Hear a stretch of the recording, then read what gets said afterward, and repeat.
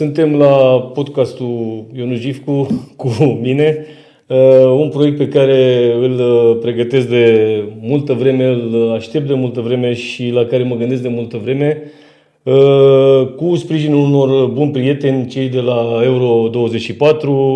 Am reușit, iată, să punem la oaltă tot ce presupune a face un podcast și îi dăm drumul de astăzi. Încercăm să venim cu ediții săptămânale, spre deosebire de ce fac și cum o vedeți zi de zi, cu lupta de clasă, ca să zic așa. De această dată venim cu povești despre oameni, cu oameni și cu poveștile lor și încercăm să lăsăm preț de măcar o oră încrâncenarea care a cuprins societatea noastră în general și să aflăm lucruri care merită spuse și care merită să fie imortalizate. Și acum primul meu invitat la podcastul Ionu Gifcu, da, nici știu cum să spun, e și pentru mine o chestie nouă, domnul Valeru Ciurea, care azi mi-a permis să-l tutuiesc. Mulțumesc că ai acceptat invitația și pentru faptul că, iată, ești primul invitat. Bucuria este a mea, Ionuț, pentru că am zis că nu mai apar în emisiuni de televiziune, dar pentru tot ce faci și eu admir ceea ce faci, nu pentru că m-ai invitat aici să fiu primul, admir în general ce faci și felul în care o faci. Mulțumesc mult. Și am zis că merită să facem împreună primul pas, vorbind despre cultură. Și eu m-am gândit la fel, că e bine să fii tu primul invitat, că am discutat zilele astea când tocmai puneam, chiar de aici, din studioul ăsta te-am sunat să te invit și, apropo, făceam setting-ul pe aici, făceam ultimele reglaje și noi deja intrasem în câteva povești de pe vremuri din anii 90 și nu numai, despre cum se făcea presa înainte, cum se făceau ziarele și inclusiv, apropo, mi s-a părut interesant și aș vrea să revin la ideea că atunci când te-am invitat m-ai întrebat ce decoram. Și uite, fac emisiuni, îți mărturiseam încă din 2019, așa cum facem la nivel local, dar nimeni nu m-a întrebat care e decorul, pentru că asta era întrebarea, care e decorul, ca să știu ce bluză mi-au pe mine, ce cămașă. Da. Și îmi povesteai că în trecut nu era chiar așa de simplu când trebuia să alegi. La începuturile televiziunii locale, pe vremea Telemedia și Novel, foloseam uneori ceea ce se numește chroma key. Chroma key se folosește și astăzi în industria cinematografică, la nivel foarte mare. Noi atunci aveam o pânză acolo cât să cuprindă spatele persoanei invitate, care dispare, adică se șterge din tehnică și în locul ei apare o imagine pe care vrei să o pui. Fie o fotografie, fie o imagine în mișcare. Iată, noi avem acum între noi acest monitor. Atunci era o pânză verde pe care se proiectau aceste imagini. Da, și tehnologia n-a stat pe loc. Da. Da. Și la fel vorbeam, spuneai o poveste despre cum se tipăreau ziarele, până la urmă, cum se făceau ziarele. Eu, de formație ziarist de presă scrisă, acum aproape 17 ani, 18 ani, am pășit prima dată într-o redacție și am scris un text. Și spuneam că m-a fascinat și cum se făcea ziarul, adică ce însemna machetarea, punerea în pagină și până când se ajungea la tipografie.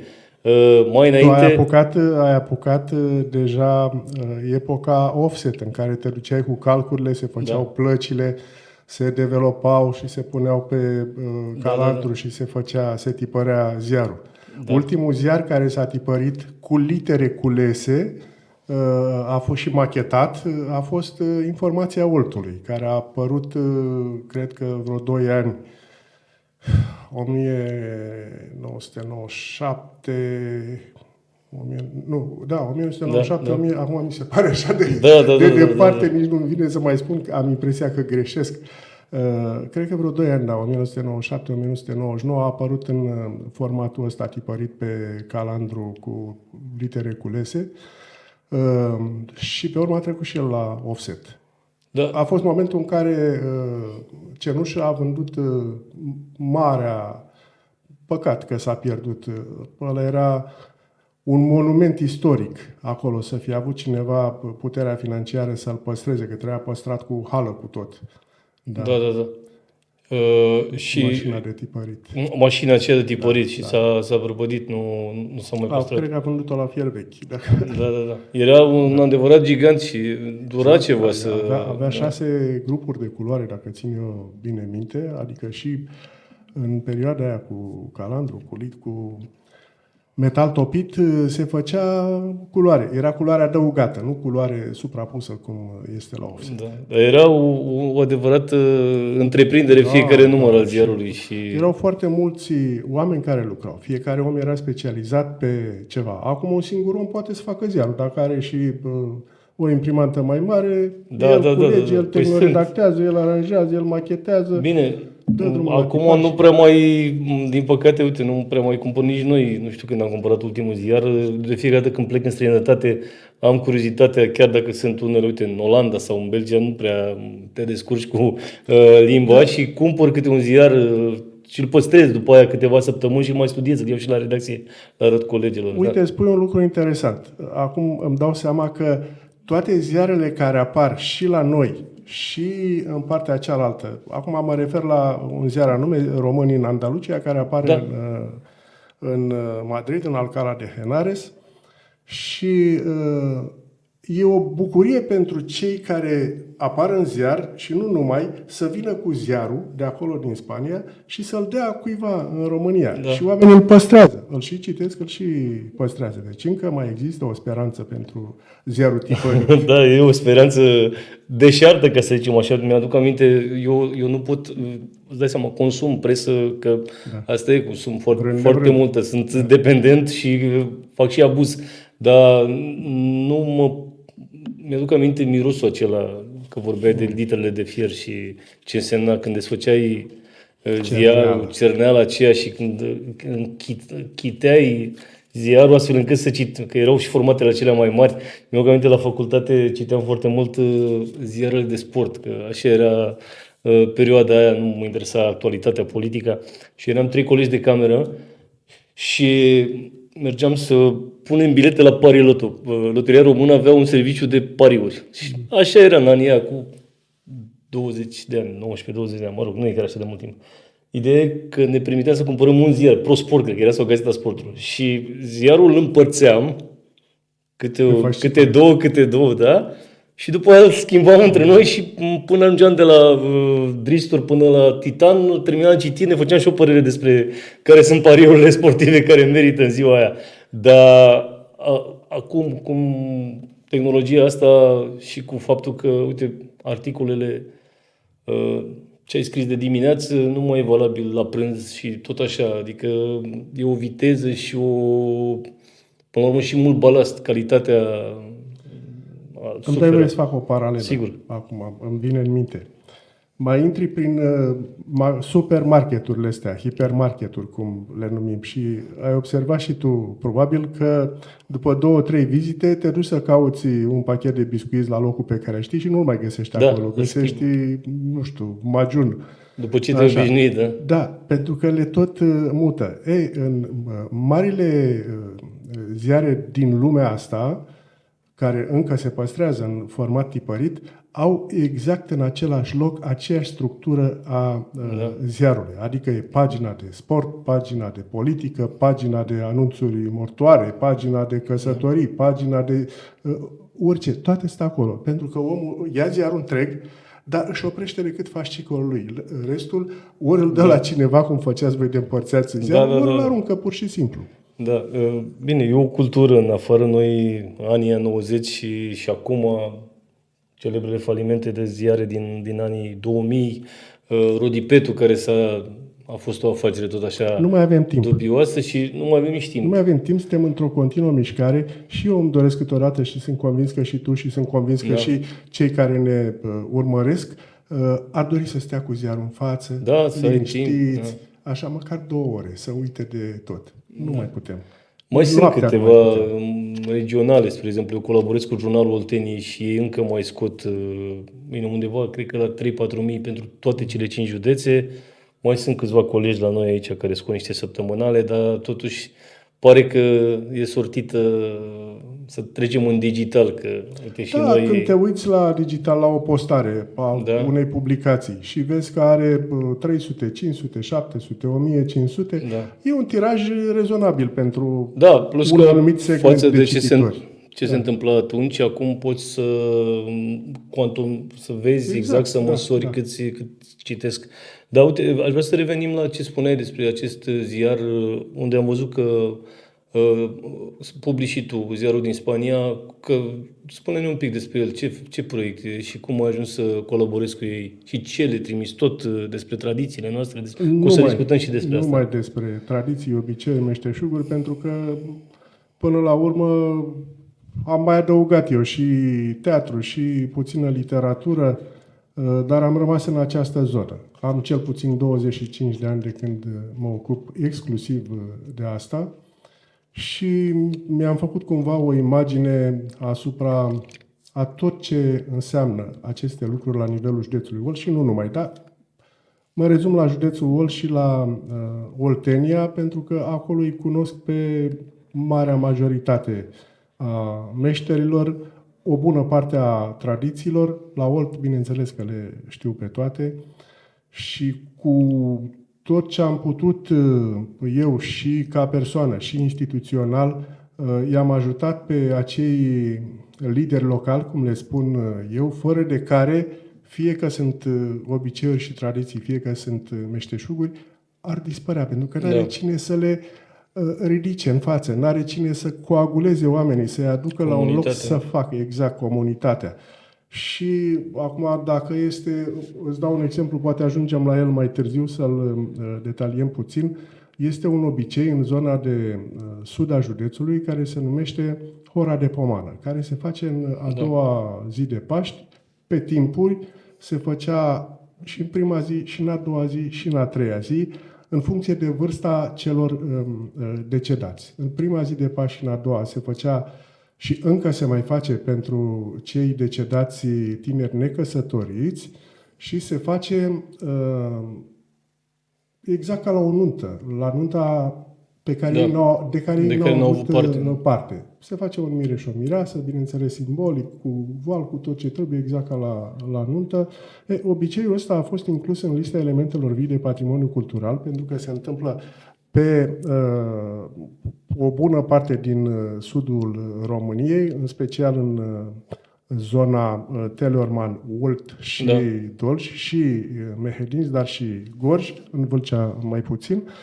Și a trezit interesul comunității de cercetători și noi am avut județul Olt, pentru că încă avem acest obicei care este viu, iată l-am inclus în lista elementelor vii de patrimoniu cultural imaterial. Alături și de sânziene, alături și de meșteșugul cusutului Iilor, care la fel este inclus în patrimoniul UNESCO, al mărțișorului. Mă gândeam să le luăm după aceea, să vorbim doar despre tradiții care se mai păstrează și mai ales cum rezistă. Plecasem de la ziar. Da. Omul care a făcut ziarul ăsta și care îl ține acolo în viață, bine, îl ține în viață cu ajutorul Departamentului Românilor de Pretutindeni, care îi finanțează, nu știu dacă în integralitate, dar cel puțin o bună parte din cheltuielile de tipărire cu siguranță le acoperă. E vorba de Gianni Mircea Florescu, care a plecat din Caracal și a făcut acolo la Elehido prima dată, a făcut o asociație, Asociația Culturală Româno-Spaniolă Romanați. Sună interesant, nu? Da, și el are puterea asta, e ușor împrăștiat așa, ca să nu zic mai mult, dar are puterea asta de a aduna oameni, de a pune oamenii să lucreze în beneficiu a ceva. Și aici vorbim despre beneficiu cultural. Pentru că în 2018, când a început, am fost acolo la Elehido cu o expoziție de etnografie, cu cărți, cu pliante, de prezentare a județului Olt, cu albume, cu cataloage, cu tot ce am putut aduna. Ulterior am rămas, nu apăruse încă ziarul. Ziarul cred că apare de 2 ani, poate 3. A făcut ziarul și am rămas de la bun început unul dintre colaboratorii de bază pe zona asta a culturii tradiționale și a culturii în general. Am înțeles. Aș vrea să ne întoarcem un pic iarăși mai înapoi și... Mai înapoi de 1975 nu mă pot. Da. Eu nici atât, că eu nu eram deloc atunci. Voiam să te întreb despre filmele pe care le-ai făcut. Iarăși, meșterii populari au fost, cred că, majoritar ca subiecte. Când a fost primul? Cum a venit? Primul film la care am cărat trepiezi și reflectoare și am pus mâna pe aparatul de filmat a fost Lada cu zestre, realizat de Dima Burcă, primul profesor al Școlii Populare de Artă la clasa de cinefoto, atunci când școala era clasa de cinefoto era aici Vederii, colț cu nu mai știu ce asta, care urcă spre magazinul Olt. Puțin mai jos aici. Acolo era direcția... Vintilă Vodă. Direcția pentru cultură, zice. Acum era ceva cu educația socialistă, un nume complicat așa. După care ne-am mutat în clădirea în care acum este birou notarial al avocatei Veronica Constantinescu, cred. Tot acolo în zonă? Ăsta care dă spre fosta școală 2, strada Horia. Horia, exact, Horia, acolo pe colț. Și acolo a funcționat cred că până prin 86, când s-a mutat în casa fostului doctor Mihai, care fugise în Germania, pe strada Ionașcu. Da. Și acolo a funcționat până n-a mai funcționat. Am înțeles, da. Și cum îmi spuneai de primul film? Nițu, Constantin Nițu. Era proaspăt angajat, vorbim de anii 1976. Era proaspăt angajat la școala populară, se înființase clasa externă de cusături și țesături de la Poborul, de la Cornățelul. Și pentru că era un subiect interesant, Dima Burcă, cel care trăiește Dima Burcă, este în București. Ultima dată m-am văzut cu el anul trecut, am făcut un interviu pe care încă nu l-am publicat. Și a zis Dima, hai să facem un film cu... Noi eram elevi. Hai să facem un film cu Nițu. Și ne-am cărat cu ce spuneam, cu trepiezi, cu lumini, că erau căldările alea mari, cu becuri de 500, de 1000, niște becuri atâta, când exploda unul de ăla, se făcea nisip, era... Suna interesant, așa, dar să nu fii în fața lui. Da. Și am mers acolo la Cornățelul și a făcut filmările. Filmul a fost realizat pe peliculă color, developat în televiziune, montat în televiziune, a și luat o grămadă de premii la vremea respectivă și cred că și ulterior. Din păcate, filmul s-a pierdut atunci când s-au mutat toate obiectele și tot... Când s-au retrocedat când s-au mutat de aici, de pe Horia, pe Ionașcu, s-au pus în camion și s-au pierdut o grămadă de lucruri, s-au stricat aparate, mă rog.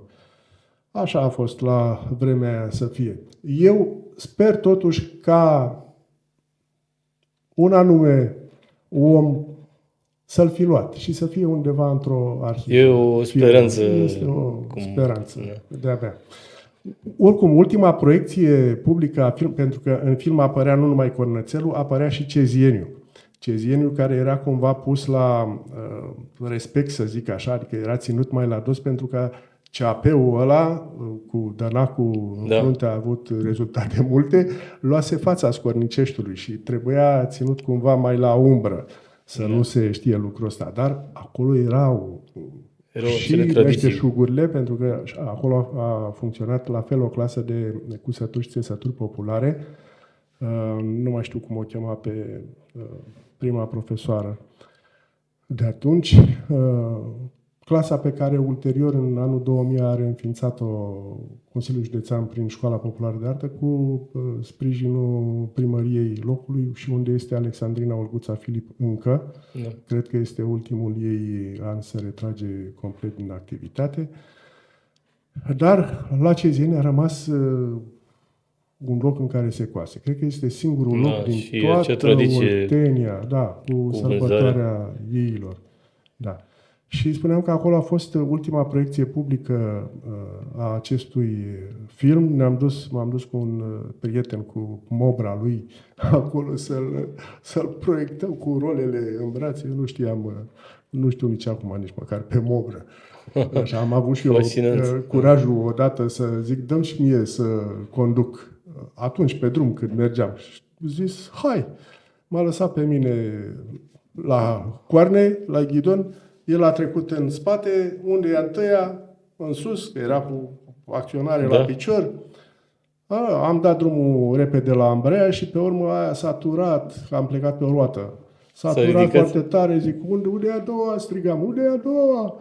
Și nu mă răspundea nimeni, mă uit în spate, omul meu rămăsese că nici a apucat să se pe așa, cu rolele în brațe, râdea de mine. Aia a fost singura mea dată când am condus un motor. Da, și nepotul meu conduce motorul lui, acum la 5 ani. Da, asta e evoluție. Da. Deci ăla a fost primul film la care am asistat mai mult. A urmat partea de laborator, pentru că negativele le-am făcut la Slatina. Laboratorul era foarte dotat, pentru tehnica necesară la vremea respectivă pentru dezvoltarea filmelor nu era cine știe ce, că aveam niște tancuri, întuneric nu era problemă, că aveam în Beci, era studioul și laboratorul. Făcuse cu ochi, cu ciclop, așa, era foarte interesant pentru vremea respectivă. 75-76. Și după ce am făcut negativ, atunci a plecat la București, a făcut pozitiv, a făcut și, din păcate, n-a făcut copii, pentru că dacă ar fi făcut și copii, el s-ar fi găsit undeva. Ar fi rămas ca un document. Nu spun că a fost un film excepțional, dar era un document pentru ce a fost la vremea respectivă. Și acum, făcând un arc peste timp, eu am făcut în anul în timpul pandemiei. 2020. Așa. 2020. Generic spunând. Am scos o carte despre Nițu și despre colecția lui. Este tot ce a mai rămas din munca lui Nițu și dăruirea lui de o viață. Acolo am fotografiat, bine, nu atunci, am fotografiat în timp și am avut toată colecția lui de ii, de bete, de tot ce avea în casă, plus povestea vieții lui. Este o carte, zic eu, deosebit de interesantă, și nu numai eu, și specialiștii care au văzut-o. Este o carte interesantă. Din păcate, colecția lui a rămas decât acolo, în filmul ăla, care sper să mai fie pe undeva, și în această carte. Da. Și apoi alte filme, tot cu tematica asta? Începând, nu neapărat, am avut tematici diverse. Chiar am făcut câteva filme bune, care mi-au plăcut, nu neapărat mie, că mie îmi plac, nu? Aveam un elev când eram la clasa de cinefoto profesor la școala populară, aveam un elev care a venit la examen, trebuia să vină cu câteva fotografii, un număr de 4 sau 5 fotografii, format mare, 30 pe 40, și a venit cu niște fotografii din astea mari, alb-negru. Era un câmp, se vedeau acolo doi copii și zic, ce este aici? Ce niște copii care culeg căpșuni, fotografie alb-negru. Și zic, ție îți plac pozele astea, căpșuni, poze alb-negru? Și zice, cum să nu-mi placă? Sunt copiii mei acolo. Așa și eu, sunt copiii mei, filmele. Întotdeauna am stat mult uneori. Cred că cel mai mult ca să finalizez un film a fost atunci când am făcut Drumul spre Europa. După ce am filmat, am mers cu pe scurt, pentru oameni, despre ce e vorba? Spun, am mers cu Visi Dumnezeu să-l ierte, prin toate târgurile din județul Olt, și vara, și primăvara, și toamna, și iarna, deci un an a durat să fac filmările, după care am intrat la montaj. Am făcut filmul în cap, am făcut scenariu și am intrat la montaj. Montajul cred că a durat câteva luni. Le-am tot mutat, le-am tot schimbat. Filmul Drumul spre Europa a obținut, începând, nu mai știu în ce an, așa 2000 și ceva, 4, 5, 3. A obținut marele premiu, trofeu la festivalul de film Sinfest.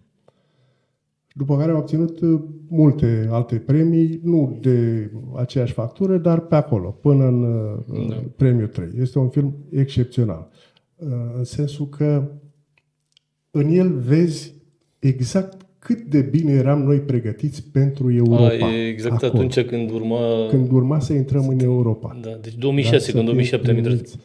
Și erau oameni care nu puteau să pronunțe Europa. Cred că încă mai sunt. Da, probabil încă mai sunt. Da.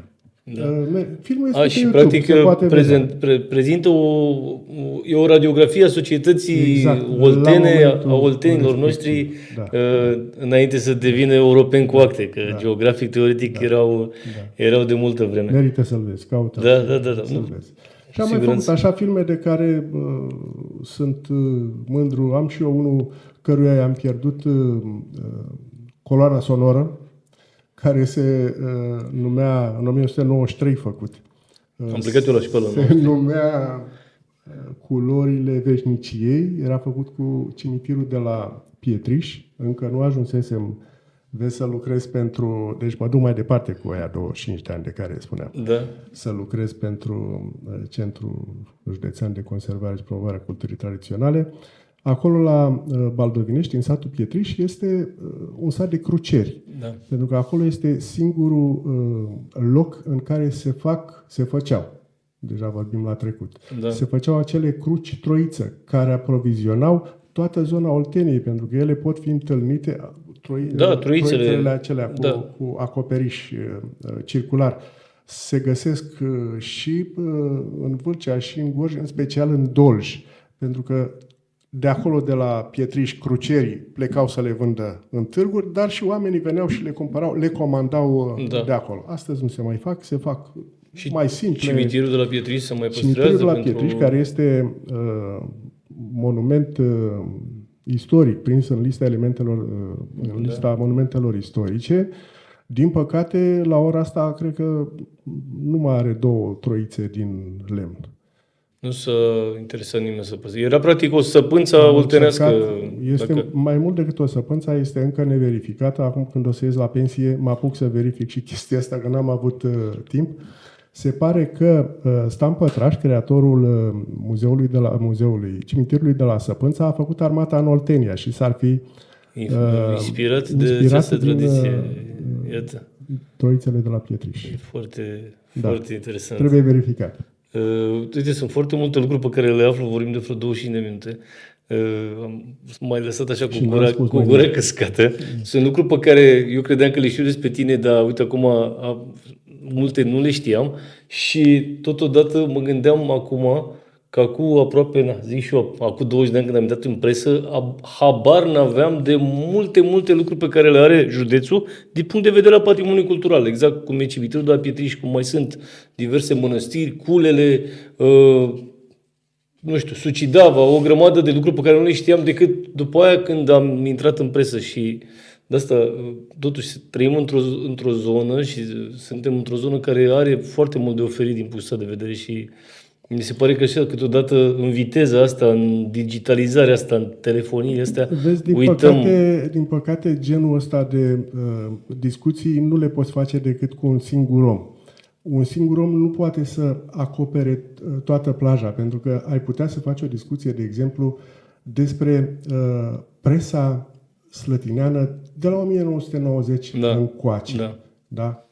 Cum a evoluat ea, a avut un vârf de sarcină atunci, ca să zic așa, după 1990, când a apărut Anotimp magazin, când, s-a schimbat și Wallpress-ul. Apropo, eu am acasă primul număr din noul Olt, care a plecat la București. Asta a fost oficios, s-a schimbat în...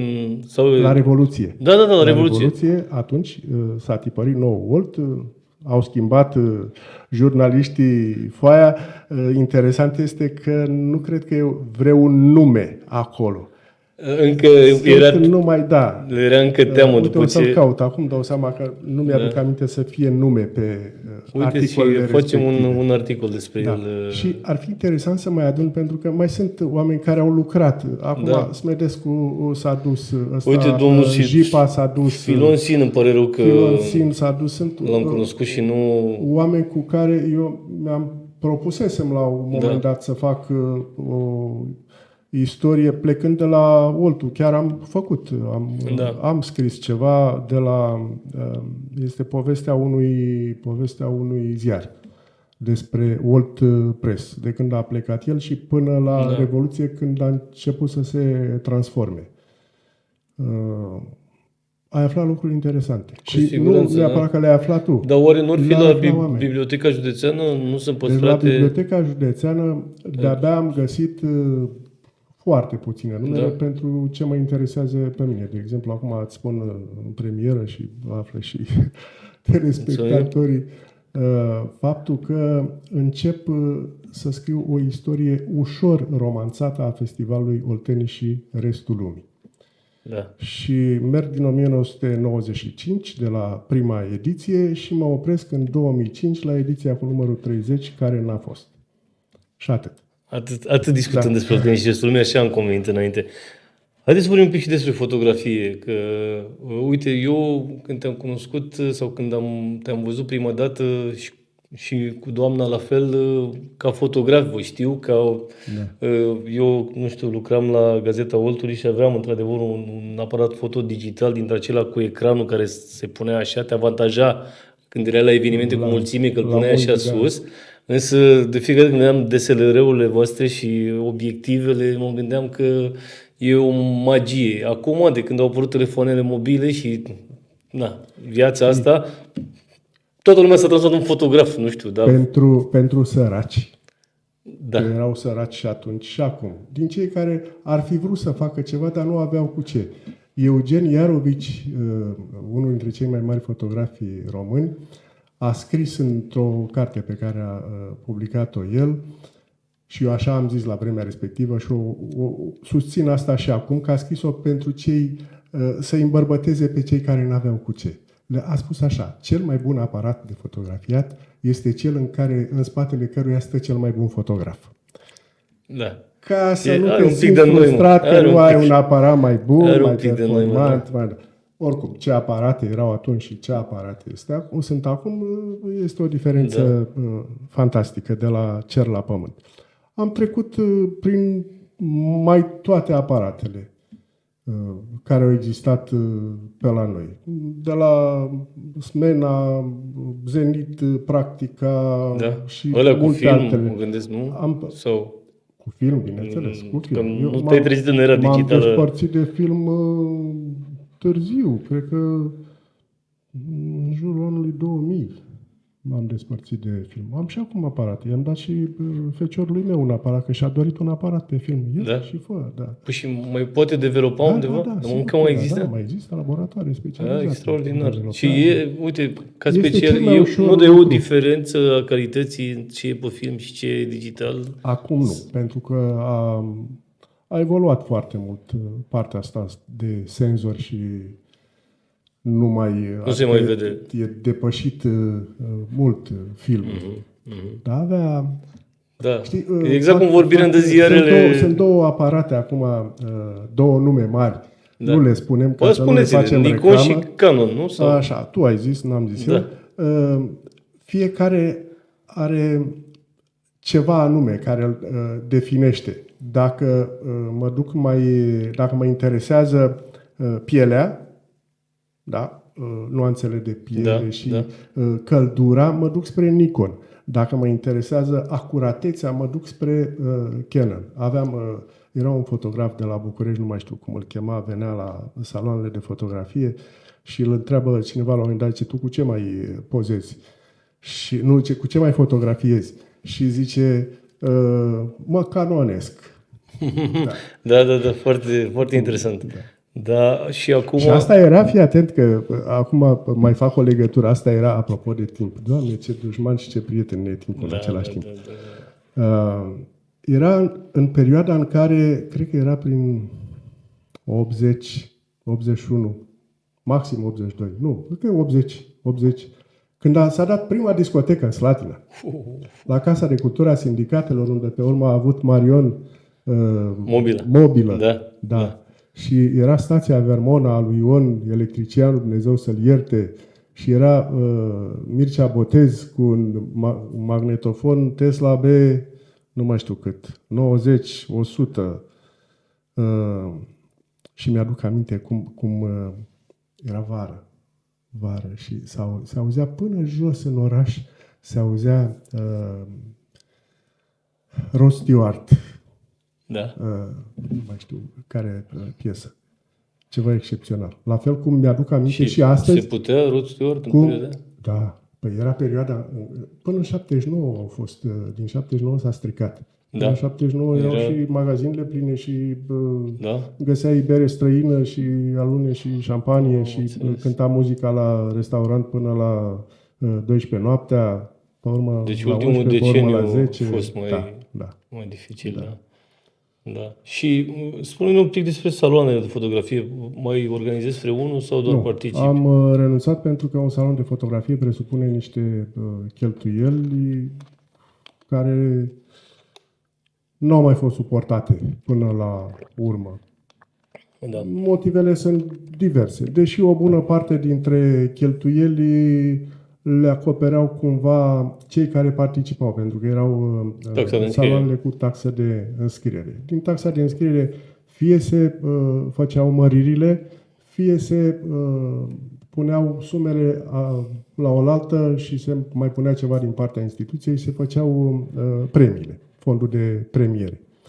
Am avut saloane importante în țară. Plecând de la salonul Omul, cum se numea, Doamne?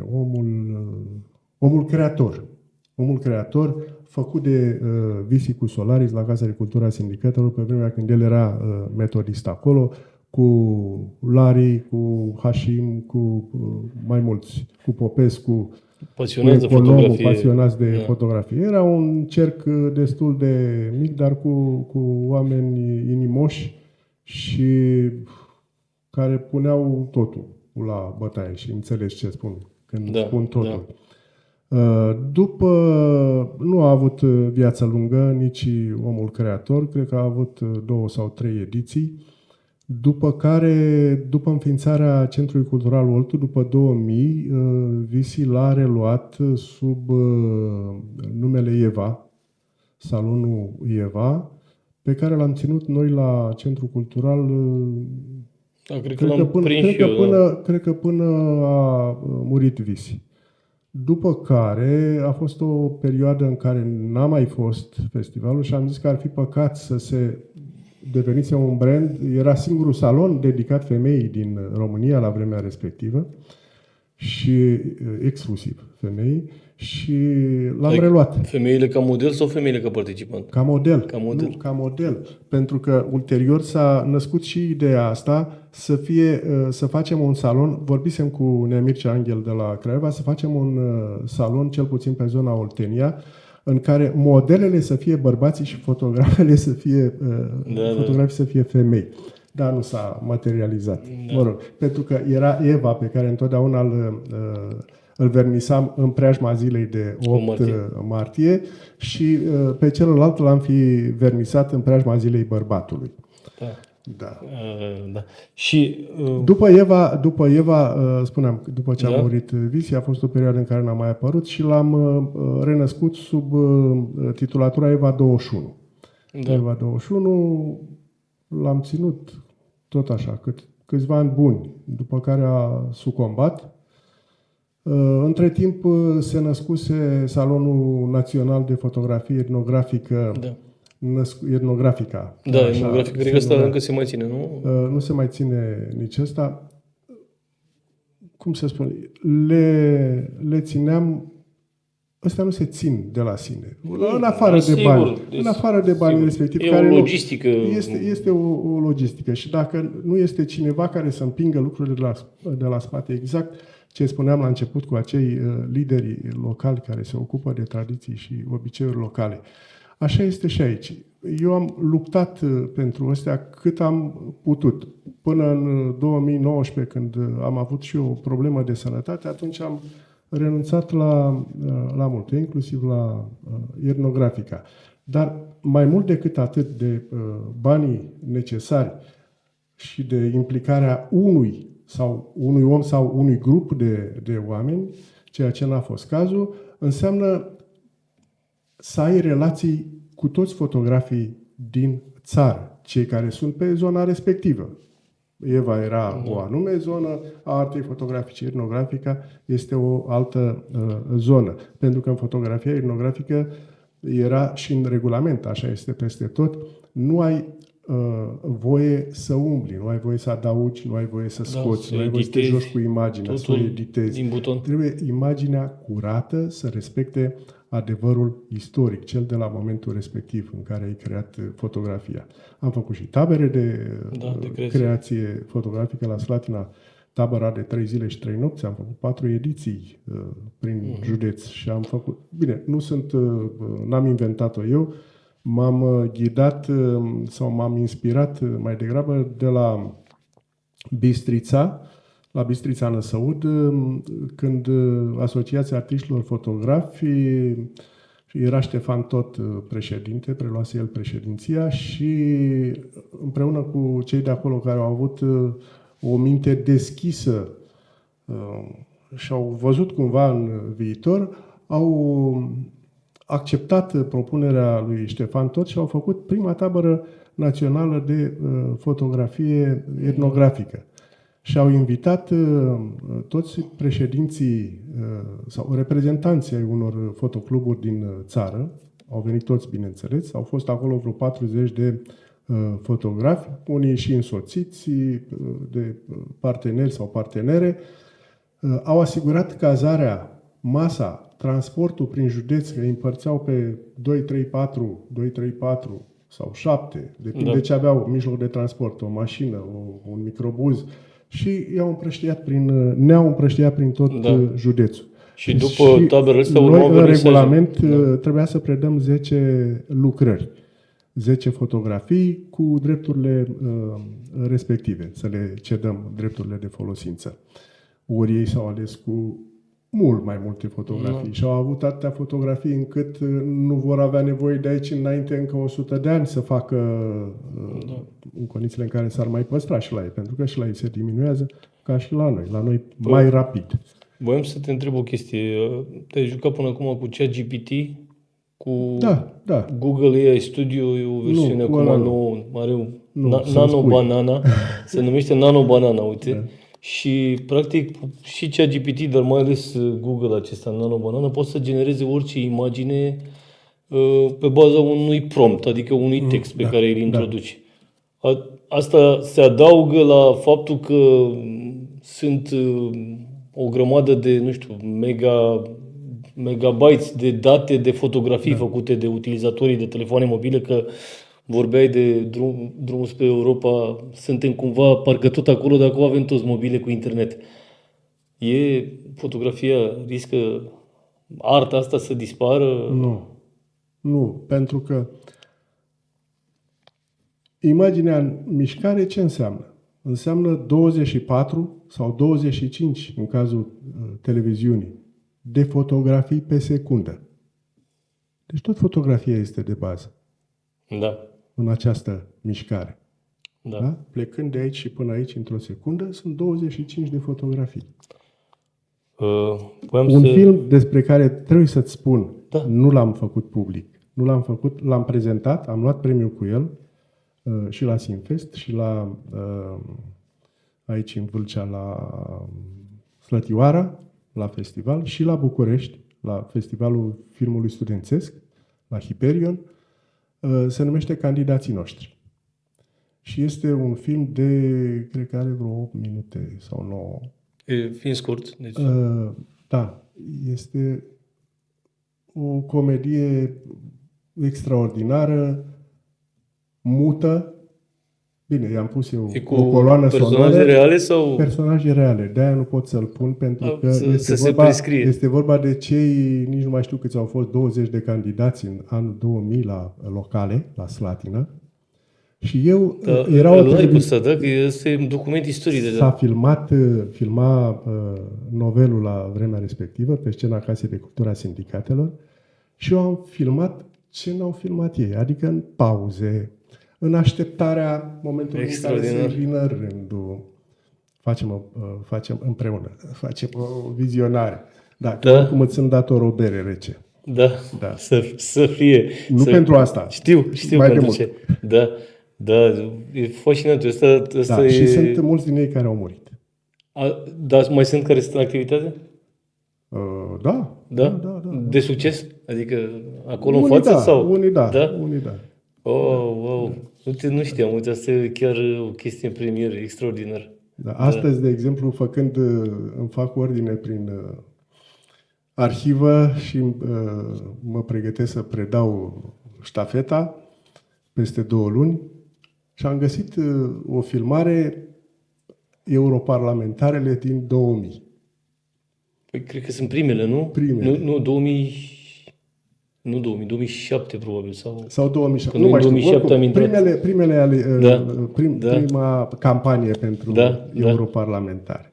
Și Mă uitam acolo și mi-aduceam cum au evoluat unii. oameni Da, exact. Da, bine, pe unii văd și eu, dar așa, în minte fac o comparație cum erau personaje politice, vorbesc. Da, am zis că nu vorbim de politică, dar uite, e fascinant. Nu. Ideea este că eu am ca orice român strângător, așa, avar de tot. Eu am fost avar după imagini și cred că am undeva în jur de 3, poate 400 de casete pe care nu o să am suficient. O bună parte din ele le am indexate, adică știu ce este pe ele. Dar o altă parte nu am și trebuie să le iau pe toate la rând, să le descarc, să le văd, să păstrez din ele.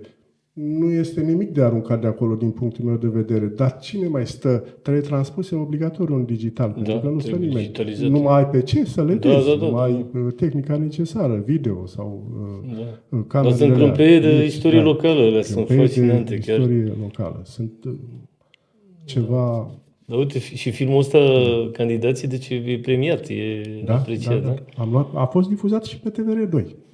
Pentru că TVR2 a fost atunci, în anul ăla, cred că mai multe ediții la rând, la Simfest, a fost partener media. Da, am înțeles. Voiam să trecem un pic și, uite, și inclusiv pentru mine, dar și pentru cei mai tineri, nu știu cum să le zic, care ne urmăresc. Dacă ar fi să ne povestești așa despre omul de cultură, Visi Ghencea. Eu nu pot să spun că l-am cunoscut, l-am văzut de câteva ori, știu că te lega o prietenie extraordinară de el și dispariția lui a lăsat un gol imens și la nivel personal pentru tine. Că l-ai amintit de câteva ori. Mai de mult. Da. În, să zicem așa, prin 1980, prin anii 80, pe acolo.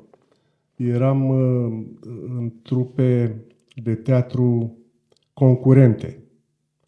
Eu eram la municipiu, lucram cu Fulga, cu Radu Costel, cu Mihai Tănase, cu Ion Moșteanu, mulți care au lucrat acolo cu noi. Era frig, era sărăcie la Casa de Cultură a municipiului și ei se răsfățau la sindicate. Era cald. Și Casa Municipiului, unde era Casa de Cultură a municipiului? Pe Lipscani acolo, în dărăpănătura aia pe care a vrut să o cumpere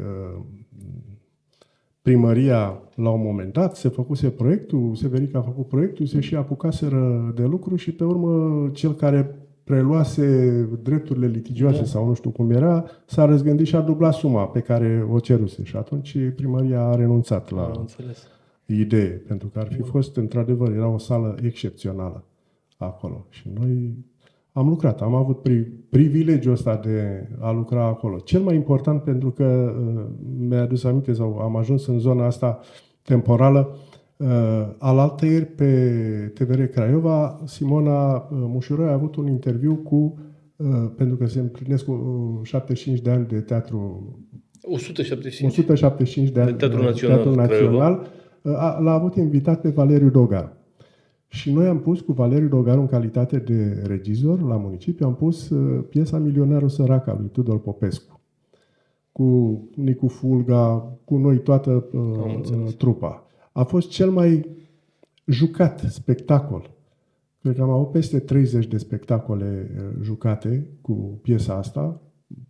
Formidabil. O comedie nemaipomenită, care era din zona aia a cârligelor. Da. Nu puteai să spui pe față anumite lucruri. Da. Și am jucat prin tot județul. Și revenind la Visi. Și ei jucau acolo, îl luaseră pe Lungeanu. Da, l-am cunoscut. El rămăsese lipit acolo de sindicate în urma festivalului Teatrelor Populare și Muncitorești, care se ținea acolo la sindicate. Și cu toate prieteniile lor cu membrii juriului și cu alea, tot le-am luat. Și în 88 și în 89 le-am luat fața, ca să zic așa, le-am luat premiul întâi și premii de interpretare. În condițiile în care Tudor Popescu era un dramaturg foarte jucat la vremea respectivă. A fost prezent în sală. Nu știu dacă era membru în juriu, probabil că nu, dar a fost în sală și a văzut spectacole, pentru că și sindicatele montau tot Tudor Popescu. Nu mai știu ce. Din păcate erau spectacole, că de asta am spus că a fost cel mai lung, cel mai jucat spectacol. Din păcate, toate spectacolele care au urmat după 90, puse, muncite de Visi, chinuite, cum erau ele, că se muncea ziua și noaptea o săptămână ca să fie date o singură dată. Eu le-am numit spectacole de unică folosință, de ziua lui Eugen Ionescu. Erau spectacole interesante, dar pentru cei care le jucau, pentru că își îmbogățeau cumva sufletul, spiritul, ajungeau într-o zonă în care oamenii obișnuiți nu au de ce să meargă. Nu că nu i-ar interesa, dar nu au de ce să se ducă într-acolo, pentru că e vorba de durere sufletească și nimeni nu vrea durere. Mai bine ne bucurăm, ne ducem să vedem o comedie, sigur că da. Și așa s-a perpetuat chestia asta câțiva ani buni, până a venit încep să uit anii, 2011, nu, în 2010. În 2010 a fost inaugurat Centrul Eugen Ionescu. Sau 11, da, 2010. Da, în 2010. Și pe urmă a început, din 2011 a început sarabanda, ca să-i zic așa, a trupelor de teatru. Da, amatori. De amatori, sigur că da. Au și ele rostul lor. Din păcate, și teatrele mari, când ajung în provincie, vin cu amatorisme. Jucate profesionist, e adevărat, dar nu e ca atunci când te duci și vezi un spectacol la sediu. Da. La Craiova, la Pitești, la București, la Cluj, la Timișoara, oriunde te-ai duce. Am văzut un spectacol extraordinar la Târgu Mureș. Da. Adică este altceva. Nu spun la Craiova, ultimul spectacol pe care l-am văzut a fost Trilogia Memoriei. Un spectacol de la care pleci bolnav și zici că nu-ți mai trebuie să mai vezi altceva. La Craiova am văzut O scrisoare pierdută, dar era transpusă în zilele modern. Da, cu actorul cu plete ce-mi scapă, mă rog, e celebru el acum. Ideea e că eu Blânț. Cu Claudiu Blânț. Ideea e că aveam acum vreo 5 ani, 6 ani, în orice caz. Dar trecând prin școală, Scrisoare pierdută și cum ne-a fost predată și trebuia să fie o comedie, credeam noi, ca și copii, ca și elevi. Eu am înțeles-o abia acum, la 30 și ceva de ani. Când a fost transpusă încă o dată, ca în vremurile noastre, cu colegiu, să am colegiu, pierd colegiu, duc scrisoarea la antene. Erau foarte, foarte... Da, revenind la Visi, legătura mea cu Visi, cea mai pregnantă, așa, a fost între anii 2000 și până a murit. Am fost între 2000 și 2009 umăr la umăr și la propriu și la figurat ca reprezentanții ai televiziunii române, studioul TVR Craiova, pe județul Olt, unde am făcut în calitatea asta știri și reportaje de toate soiurile și atâtea știri culturale am făcut și le-au promovat TVR Craiova, în special atunci când nu aveau ce să bage, să nu mă înjure, încât Visi ajunsese să fie supranumit domnul Simpozion, așa îi ziceau colegii. Și de ce zic că am fost umăr la umăr? Pentru că aveam o cameră mică, de-abia se vedea din mâini în mâna mea mare, și aveam cablul de microfon, avea 1,20 m. Și noi stăteam la modul ideal, cum trebuie să stea cameramanul în spatele reporterului, știi? Imediat, peste umărul lui. Și închipuiesc că în calitatea asta am avut extraordinar de multe aventuri peripeții, și întâmplări și peripeții și de toate felurile. De toate felurile. Da. A fost perioada în care nici eu, nici el n-am stat cu familiile cât am stat împreună. Pentru că stăteam și la serviciu și mai făceam și... În 2000 s-a înființat Centrul Cultural Oltu prin unirea, nu reunirea, că reunirea s-a făcut pe urmă după ce s-a spart prima dată și s-au reunit. Școala Populară, Centrul de Conservare și Ansamblul Doina Oltului, Plaiurile Oltului, transformat pe urmă Doina ultima criză economică, practic, apropo de perioada pe care... Din criză în criză. Da, și era Corul Millennium, s-a desfințat. Nu, Corul Millennium a avut mai multe tentative de a se lipi, fie de centru, fie de primărie. Pentru că corul este foarte mare. A avut rezultate remarcabile, foarte mulți, corul domnului Chirilă, dar ar fi însemnat o cheltuială enormă. Chiar dacă nu îi plătea pentru repetiții, dar era vorba de deplasări. Una este să faci o deplasare la un festival, nu știu, în Turcia, cu 3 oameni, 4 oameni, să joci ceva. Sau una este 50. Te duci cu 2 autocare. Când iei un avion, îl iei numai pentru... Așa, și spuneți că s-au unit aceste secții și atunci... Și s-a înființat Centrul Cultural, care a funcționat nici mai știu câți ani. Mulți. 5, 6, 7, 8. După care s-a spart. S-a spart în aceleași instituții plus încă una. E bine. Aș vrea, deja vorbim de aproape o oră, uite cât de repede a trecut, și eu mi-am notat câteva lucruri pe o foaie. Am vrut să nu mai fac la emisiune, să vin cu laptopul, să am acces la internet, să pot să mă documentez în timp ce tu vorbești ca invitat despre un subiect. Hai să fie așa mai old school, mai anacronic. Și notasem așa să vorbim un pic despre tradițiile, că am discutat un pic despre cea horă de pomană și apropo mi-am adus aminte, Petrică Muțu Stoian, neregretatul, are chiar o melodie, Hora de Pomană, și să știi că o mai ascult din când în când și cred că are legătură cu această tradiție, dar uite, abia acum aflu că tradiția asta e prin toată zona asta de sud a noastră și voiam să te întreb tradițiile, conservarea tradițiilor, că despre asta vorbim. Mai e posibil în epoca asta digitală sau epoca digitală, internetul, ChatGPT ajută? Așa. Nu, ChatGPT nu poate să ajute în momentul ăsta. El are informații limitate. Ce găsește. Da. Ce găsește. Din informațiile pe care le găsește, cel puțin jumătate, ca să fiu așa elegant, sunt falsuri. Da.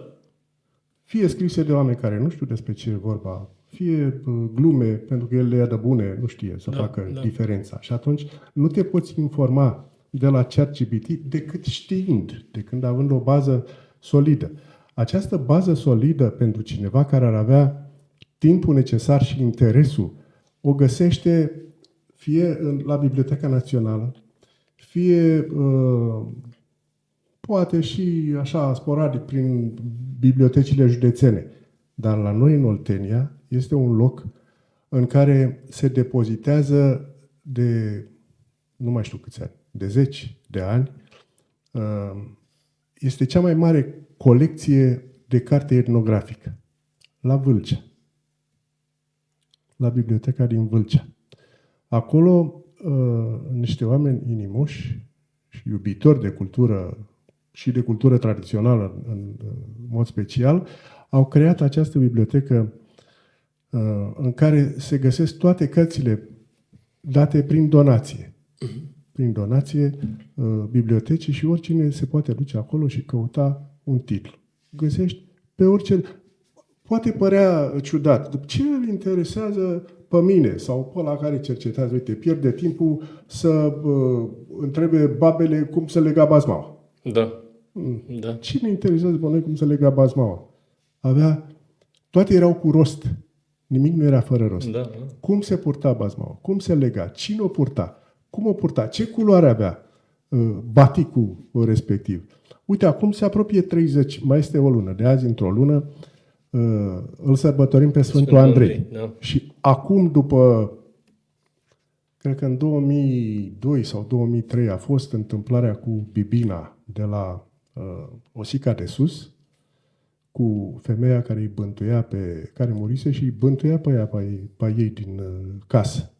Și vreau să văd după atâția ani, nu pot să spun povestea aici, cum s-a întâmplat. Cert este că a fost atunci mare tevatură în piesă și noi, TVR Craiova, am avut prioritate, după care a venit și ProTV-ul, a venit și Antena, au venit toate televiziunile, dar noi luasem caimacul, cum se zice. Da, ați dat primii. A făcut TVR Craiova efortul să vină până la Balș să le dăm caseta, pentru că era perioada în care puneam caseta la tren. Da, sau la microbuz ați avut o perioadă, nu? Am avut de toate. Da, uite, e fascinant. Deci caseta fizică, nu există ca acum WeTransfer și alte alea, se punea fizic caseta pe... Și ei vă trimiteau înapoi? Că mă gândesc... De cele mai multe ori, da, până ne-am luat de ei că...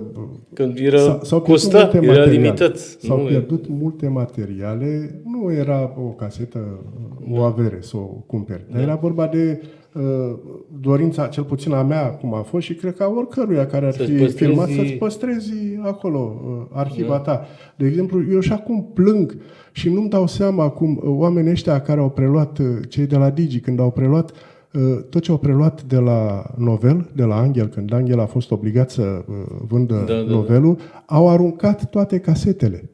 Deci toată arhiva Novelului a fost aruncată. Tot. Acolo era istoria locală din 90 și, hai să zicem, din 94. Când a început cu materiale montate. Că până în 93, cred că primul material care a intrat live în emisie a fost cu inundațiile de la Colonești, când a venit Văcăroiul și am mers eu cu Ghercioiu. Și eu am intrat, m-am dus cu niște utilaje de alea mari, m-am suit pe ele, m-am dus până la podurile alea de căzuseră acolo și el nu și-a murdărit pantofii. Și i-am pus gând rău din momentul ăla, când n-a vrut să meargă cu mine. Bine, cu ghilimele de rigoare. Și când ne-am apropiat de Slatina, emisia era de la Sindicate, de sus, de acolo, de unde mai traducea Zărnescu și mai era încă o fată care traduceau din italiană, filmele în direct. În timp real. În timp real. Și am vorbit, aveam stații Motorola și l-am sunat pe, nu mai știu cine era atunci la emisie și zic, pregătește microfonul că băgăm caseta cu imaginile și domnul Ghercioiu o să povestească și a trebuit să povestească ce n-a văzut. A fost cheie, cum să spune, e făcută. Da. Dar atunci cum era? Câte ore se emiteați? Cum era? Era ca acum, câteva dimineața, câteva seara sau era... Cu program a fost cam din 94. Din 94 a început cu program. Era un program de știri, atât. Cred că aici a fost... sub noi. În zona, nu, la etajul 1. Tot etajul 1. Aici înseamnă, da? Aici. După care ne-am mutat în Progresul, la Tineret. La Tineret ne-am mutat. Am avut etajul 1 al hotelului. Acolo era și Păi și Era o ultima cameră dată mai când a mare. preluat RCS, Aici, își făcuse sediul ăsta. în Progres, Da, unde în Progres. e acum caseria Da, și da, sediul da, central da, al da, da. operatorului de așa. Da. A fost și perioada asta trebuie scris. Eu am vorbit cu Anghel anul trecut, m-am întâlnit cu el în Craiova și cu Doina, Dumnezeu să o odihnească, veniseră că trebuia să o mormânteze pe mama Doinei și urma să moară.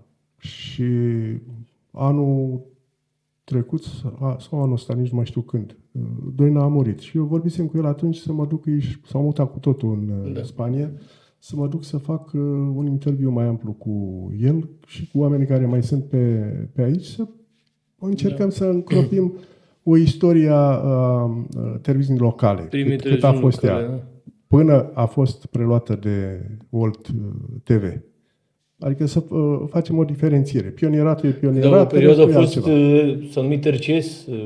Nu. A fost, la început era Telemedia. Telemedia era o societate de producție, așa, care ținea tot de novel, dar știi, ăla producea, ăsta plătea, că era modalitatea de a o susține financiar. Și emisiunile le dădea novelul. După care s-a făcut când s-a vândut, s-a făcut prin RCS, după novel și pe urmă... După aia OLTV, care OLTV. și astăzi. Da. Da. Adică Anca Trandafir, de exemplu, cea care prezenta știrile externe, pentru că ea era vorbitoare de limbă engleză. Deci, acum e căsătorită în America. Difuza și știri externe asta. Da, eu eram mic atunci. În 93 am plecat la școală. Vasile Lolea era prezentator. Da, pe domnul Lolea l-am cunoscut. Prezentatorul nostru. Dana Cenușă, regretata Dana Cenușă. A venit puțin mai târziu, a adus-o Ghercioiu de la ziarul World Press. Da. Adică s-a lărgit colectivul. Mai aveam un actor la un moment dat care făcea o emisiune așa mai interesantă, Cadrau cu lapte dimineața. Multe. Și de acolo sunt o grămadă de...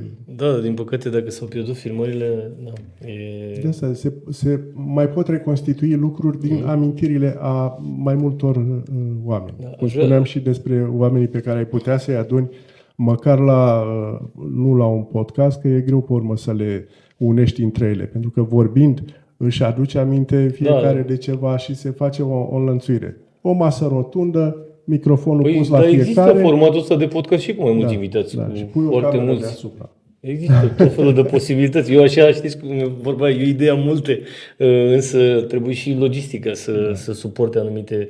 Dar voiam să te mai aduc un pic înapoi în zona asta tradiții. Dacă de aici am plecat și ne-am dus spre novel și televiziune. Cum se mai păstrează tradițiile? Da. Sau, nu mai știu. Uite, care e o tradiție, dacă ar fi să fii o străin, nu știu, venit din Australia, din India, din Noua Zeelandă, să te întreb pe tine care ești practic etnograf. Spune-mi o tradiție care este doar în județul Olt și care e brandul județului Olt și care te-a impresionat pe tine. Și deci una care este exclusivă în județul Olt este iertarea de flori de la Izbiceni.